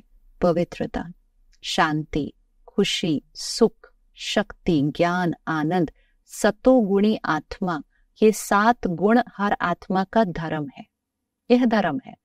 सतयुग में, मतलब जब सृष्टि चक्र शुरू होता है, हर आत्मा सतोगुणी थी, इसलिए उनको हम दिव्य आत्मा कहते हैं, हम उनको देवी देवता कहते हैं। सतोगुणी थी, भरपूर थी, देने वाली आत्मा थी, इसलिए आज हम उनकी मूर्ति में हाथ ऐसे बनाते हैं। वो हाथ से नहीं, वो यहाँ से दे रहे थे, इसलिए 4 हाथ दिखाते हैं तो 4 हाथ भी ऐसे दिखाते हैं। देने वाली आत्मा को देवी देवता कहा जाता है। आज भी कोई बहुत देता है, कहते ये तो देवता है, देवता है। तो हम पूजा किसकी कर रहे हैं? जो देता है। प्रकृति की भी हम पूजा क्यों करते हैं? गाय की पूजा हम क्यों करते हैं? देने वाले की पूजा, मतलब देने वाला पूज्य होता है। हम क्या बन गए? ऐसा लेने वाले बन गए। लेकिन हम किस संस्कृति के हैं? देने वाले। तो आदि सनातन देवी देवता धर्म एक सिविलाइजेशन थी, जहां हर आत्मा उस सिविलाइजेशन में 16 कला संपन्न थी, संपूर्ण निर्विकारी थी, मर्यादा पुरुषोत्तम थी, अहिंसा परमो धर्म था। वो देवी देवता धर्म एक सिविलाइजेशन थी। वो है सतयुग, त्रेता युग, फिर द्वापर युग आया, मतलब सुबह, दोपहर, फिर शाम। तो आत्मा की शक्ति धीरे धीरे धीरे, तो द्वापर युग से जब थोड़ी सी गिरावट आई, मतलब काम, क्रोध, लोभ, शुरुआत 0.01, अभी जैसा नहीं, अभी तो अति, तो उसमें सृष्टि पर धर्म स्थापक आए। इब्राहिम, मोसेस, गौतम बुद्ध, महावीर, हर एक प्रॉफिट, हर एक ने धर्म सिखाया।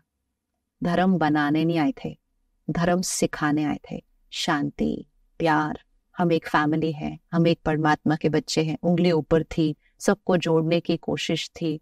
धर्म सिखाने आए थे, धर्म बनाने नहीं आए थे। हमको ऐसे करने आए थे, हमको ऐसे करने नहीं आए थे। तो वो धर्म सिखा रहे थे, आत्मा का धर्म सीख रहे थे हम। लेकिन सीखते सीखते हम शिक्षा से जुड़ने के बजाय शिक्षक से जुड़ गए। हमने कहा ये हम इनके फॉलोअर हैं, हम इनके फॉलोअर हैं, हम इनके फॉलोअर हैं। तो अब मैं और आप अलग प्रॉफिट के फॉलोअर हो गए। तो मैंने सोचा मैं और आप फिर अलग हैं। वो आए थे ऐसे करने के लिए। तो रिलीजन हमेशा यूनाइट करेगा, रिलीजन वसुदेव कुटुंबकम करेगा। हर आत्मा आत्मा, भाई भाई, एक परमात्मा के बच्चे, ये धर्म है। लेकिन हमने कहा नहीं, मैं हिंदू, आप मुस्लिम, आप क्रिश्चियन, आप सिख, आप ईसाई, अलग हो गए। कलयुग के अंत तक पहुंचते पहुंचते हम धर्म के नाम पे युद्ध करते हैं। ये अति होती है, ये हमारी अनात्मा की स्थिति की अति होती है। हम धर्म के नाम पे युद्ध करते हैं। आज हम भारत में भी देखें कितना इनटॉलरेंस है। एक लाइन कोई लिखता है, सब पीछे पड़ जाते हैं ऐसे ऐसे। What is happening to us? हम क्या कर रहे हैं? ये रिलीजन, हम कहते नहीं माई रिलीजन योर, ये रिलीजन सिखा रहा है हमको कि दूसरे के पीछे पड़ जाओ, उसको लिखते जाओ, उसको बुरा बोलते। What are we talking? तो रिलीजन जीना होता है, धर्म जीना है। और हर धर्म स्थापक ने धर्म सिखाया।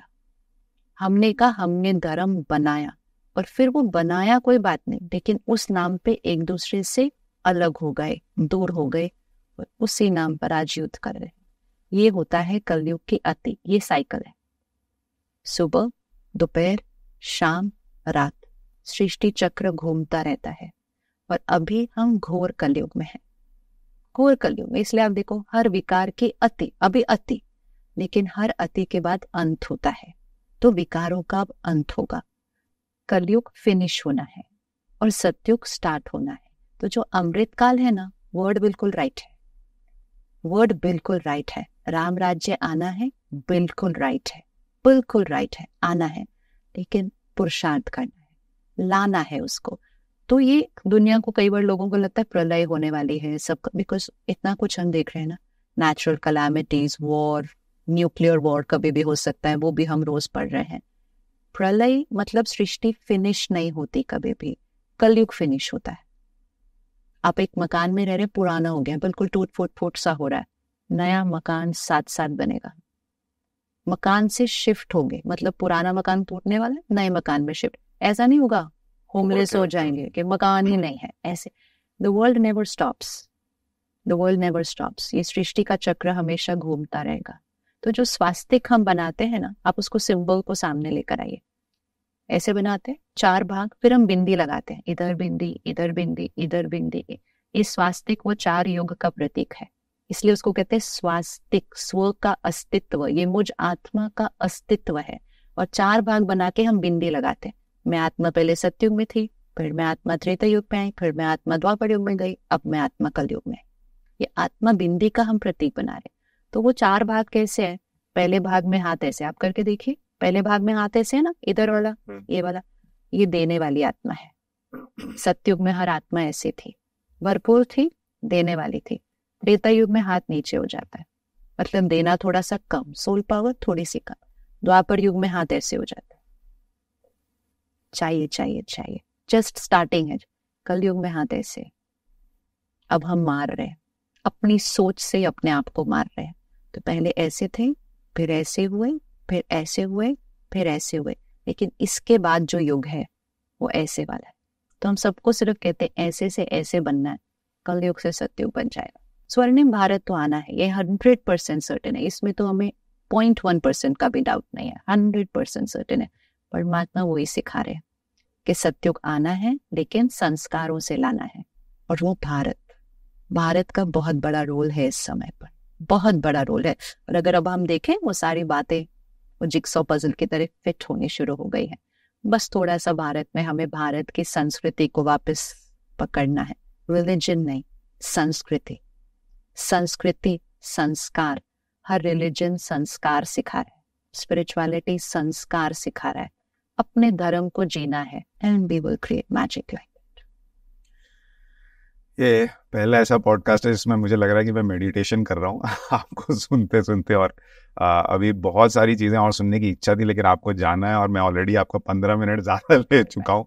लेकिन मैं ज़रूर कहूँगा कि दर्शकों से कि अगर आपके मन में और सवाल हैं तो ज़रूर कमेंट कीजिएगा, क्योंकि मैं सिस्टर से एक बार और समय लूँगा। मेरे मन में कई सवाल रह गए, लेकिन जो उन्होंने कहा है उसको ज़रूर समझिए। अगर आजकल की भाषा में कहूँ कि मोबाइल के हार्डवेयर पे ज़्यादा फोकस है, उसके अंदर के सॉफ्टवेयर पे काम करना ज़्यादा ज़रूरी है। और जितनी चीज़ों की ज़रूरत है, मतलब अगर वाईफाई ब्लूटूथ की ज़रूरत नहीं है तो उसको बंद कीजिए, क्योंकि वो आपका बैटरी ड्रेन कर रहा है, ख़त्म कर रहा है।